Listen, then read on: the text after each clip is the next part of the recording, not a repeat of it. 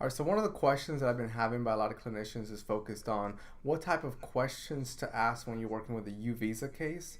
Now, this is a very good question because with a U visa case, the questions can be focused on, of course, that crime that has taken place, but then you also want to look at questions that have to do with that client's history, their country of origin, as well as the potential that they do have to face that deportation if that were to take place. And then you can also look at dynamics within culture itself, language, barriers. So let's really dive into a deeper conversation so that when you're working with your client and you're writing this immigration evaluation, you're able to ask the right questions that can lead to, if you will, a spider web of questions. Now, when you have a U visa case, one of the first things that I encourage people to do is to reach out to the attorney, establish that relationship, receive that supplemental B form, packet, I'm sorry. So with that packet, you're going to have the patient's personal statement. You're also going to have that client's police report. Now, this is your collateral information where you're able to identify and read in the collateral information in that police report with the date of the incident, what took place, how that person was affected. And then in that personal statement, that client provided for the attorney, you're able to just cross-reference it just to make sure things that the validity is consistent when you're working with the client.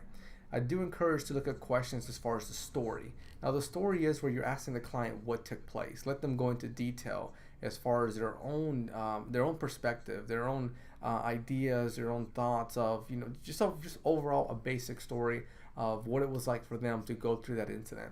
And then you're going to write all of this information down, and again make sure that it's consistent with the other information, because when this packet goes to court, goes to IC, you're going to want to make sure that everything remains consistent. It's consistent to give that validity. And again, connect with your attorney so you're all on the same page.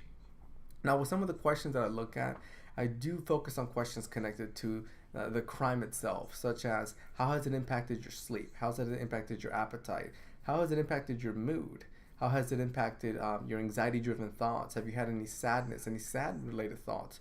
So you're digging into these areas. Now, in addition to the person itself, right, I'm also looking at who's connected to this person. So as an example, I like to use case studies so that we're all following along.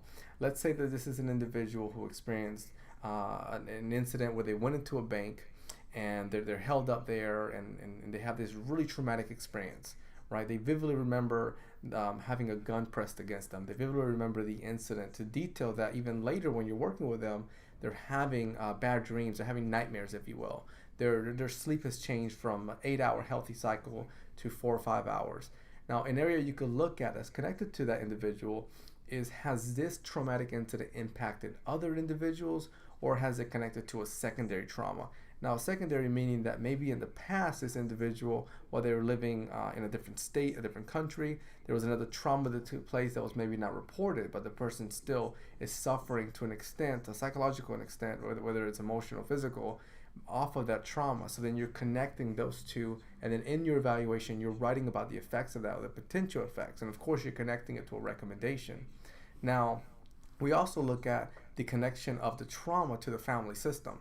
Now, let's say that this individual was a father and he has a child, and then after the incident, he shares with you that he doesn't like to go out late anymore, and he doesn't like to go out late anymore because the incident itself, that trauma that took place at night.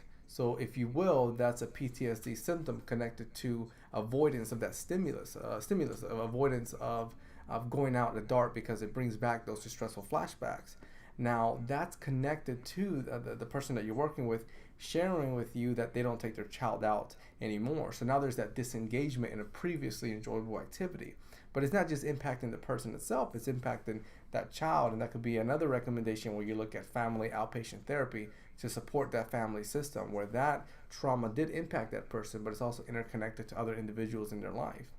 So you're able to see, I apologize if I kind of talked a little bit quick there, I'm sorry, but you're able to see how that traumatic incident can connect to different areas. And this is where you and I as a clinician were able to begin one question and then connect it to another and connect it to another and connect it to another question.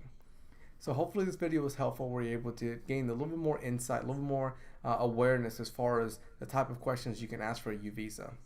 All right, again, if this is helpful, I do have the immigration training where in the training we go over the common cases to the degree that you become educated so that when you're working with your client, whether they're coming in with a U visa a VAWA case, a T visa, whatever it may be, you have that legal education.